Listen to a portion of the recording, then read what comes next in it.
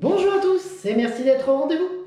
Alors aujourd'hui nous allons revoir la notion sur l'étendue et la médiane et nous allons revoir sur des exemples un petit peu plus concrets comment calculer l'étendue et la médiane dans des séries statistiques. Tout simplement. Donc première chose qu'il faut penser lorsque l'on a une série statistique, c'est d'ordonner. Faites attention.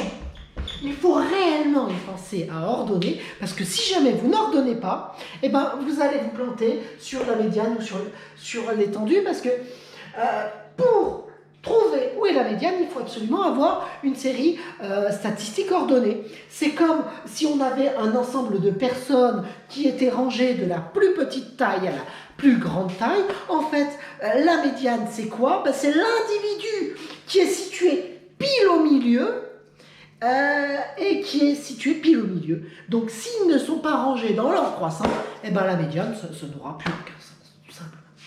Donc là, on est dans des cas où j'ai déjà ordonné les séries et je vais calculer maintenant médiane et étendue pour chacune de ces deux séries de nombres. Alors, tout d'abord l'étendue. L'étendue, j'adore, ça se fait tout seul, parce que c'est tout simple, c'est le plus grand moins le plus petit. Donc 16 moins 5, et ben ça fera 11. Quelle est l'étendue? Ben c'est 11. Allez, on est parti, on fait l'étendue pour les deux. Ici, quelle est l'étendue? Compliqué. Comment est-ce que je fais pour calculer l'étendue? Eh ben, toujours de la même façon. Hein. Le plus grand moins le plus petit, et ça fera 15. Voilà. Très bien.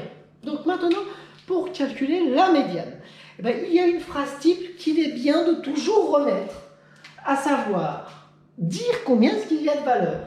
Là, il y a 1, 2, 3, 4, 5, il y a 5 valeurs.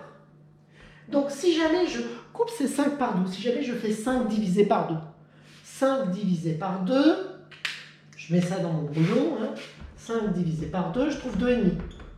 Donc ça veut dire que si je partage ces 5 en deux, il va y en avoir combien d'un côté, combien de l'autre? C'est tout simple. Il va y en avoir 2 d'un côté, 2 de l'autre. Donc il y a 5 valeurs. La médiane est située à la 2 d'un côté, 2 de l'autre, donc à la 3e position. À savoir, c'est donc 7. Hein. À la 3e position, hein. À savoir, je ne sais pas. C'est donc, il s'agit donc de 7. C'est 7 la médiane. C'est pas 3, c'est 7. On continue. Alors là, combien est-ce qu'il y a de valeurs? Toujours la même phrase. Il y a il y a 6 valeurs. Donc si jamais je fais 6 divisé par 2, je trouve 3. C'est-à-dire qu'il va y en avoir d'un côté 3, de l'autre 3. On se retrouve dans un cas un petit peu plus... dans un cas qu'on n'a jamais vu pour l'instant. Eh bien, comme il y a 6 valeurs, la médiane est située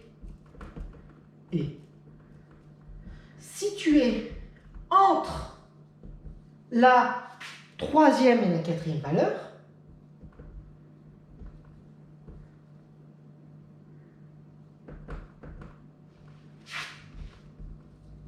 Donc si elle est située entre la 3e et la 4e valeur, ça veut dire que la médiane est située pile là. Ok. Mais il n'y a pas de nombre situé là. Donc ce que l'on doit faire, c'est la moyenne. Donc point. Il s'agit donc on va faire la moyenne de 7 et de 10, et bien on va faire une moyenne, on additionne les deux, on divise par 2, 7 plus 10, 17, divisé par 2, 8 et 8, 16, ça fera 8,5. Quelle sera la médiane? Ben, la médiane, ce sera 8,5. J'espère avoir été clair et puis je vous dis à bientôt.